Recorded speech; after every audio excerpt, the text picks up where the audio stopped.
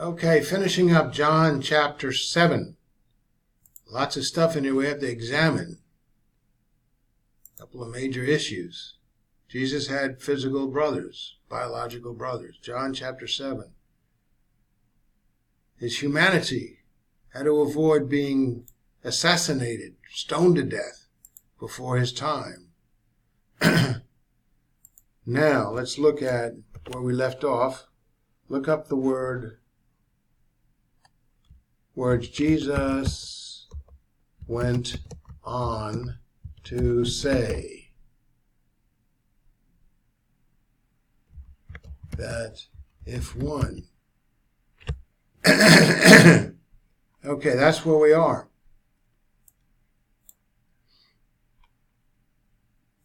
We had already reviewed that Jesus waited for the first half of the week of the Feast of Tabernacles to go by, and people were grumbling about who he was, and then he secretly goes in. He had evidently remained in seclusion until the middle of the feast, at which time, shortly after his brothers left for Judea to celebrate the feast, he had gone up in the temple of Jerusalem, right there. Not openly, but as if in secret. And when he got to the temple court, where teaching was done, he began teaching the people. And the public teaching in general was done by those who had gone to rabbinical school to become rabbis. And the teacher usually provided the points of the elders in the view of the elders, as opposed to providing their own opinions. But Jesus read it for himself, like we're supposed to do. Regardless of the teaching that we have, we're supposed to verify ourselves. If the teacher is right on, we go with it. If it's not, and you find that adequately your interpretation must prevail in your own mind, then you have to present the scriptures in your own interpretation, which might clash with others. Very often, the denominations force their people, their leaders, to go with the denominational point of view instead of reading what the scripture says. So the Jews, in the sense of the leading and the most learned men among the priests and scribes, marveled at his teaching. They were marveling in perfect tense. To the extent that they asked, how does this man know letters, having never studied, in the sense of his not having gone to the formal rabbinic school, such as the College of Hillel or Shammai in Jerusalem? There was an arrogant tone in their words, which restricted only those who went to rabbinical school to being learned in the scriptures. But we can do that too, as congregants. On the other hand, they were astonished as to how learned he was. He indicated that his teaching was not his in the sense that it did not originate with him, but that it originated with the one who sent him, meaning God the Father, God his Father. So Jesus implied that he was taught by the one who sent him, God his Father. So, Jesus concluded. He went on to say that if one was truly motivated to practice the will of the one who sent him, referring to God his Father, then one would know whether Jesus' teaching originated from the Father or whether Jesus spoke only for himself, in the sense that he was the author of what he was teaching and not the Father. Jesus further explained that if one spoke for himself in the sense of being the originator of the words which one spoke, as opposed to speaking the words of God, which we should do by speaking from the Word of God in an accurate translation, then one sought one's own glory as opposed to the glory of men. How many preachers do that? The glory of God, rather.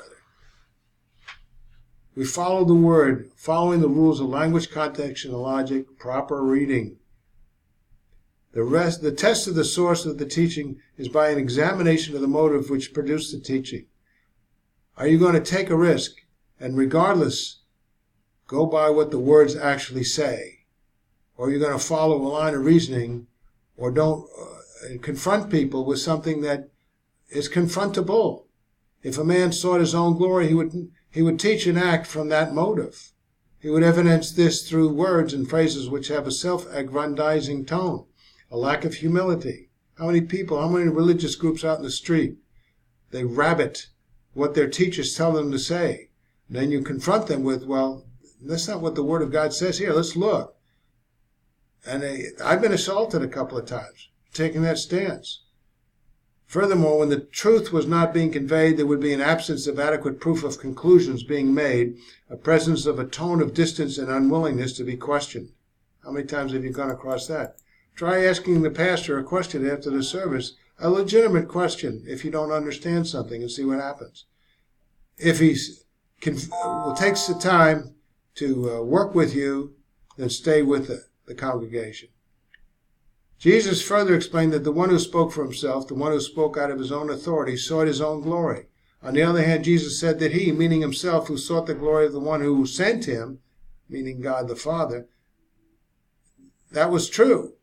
He was true, and there was no unrighteousness, no sinfulness in him. Now, we're not going to be sinlessly perfect, but we can endeavor to read properly and do our homework and go over it and over it to make sure if there is a difference that we're going to confront people with, we're about as best we can then. We've done our best job.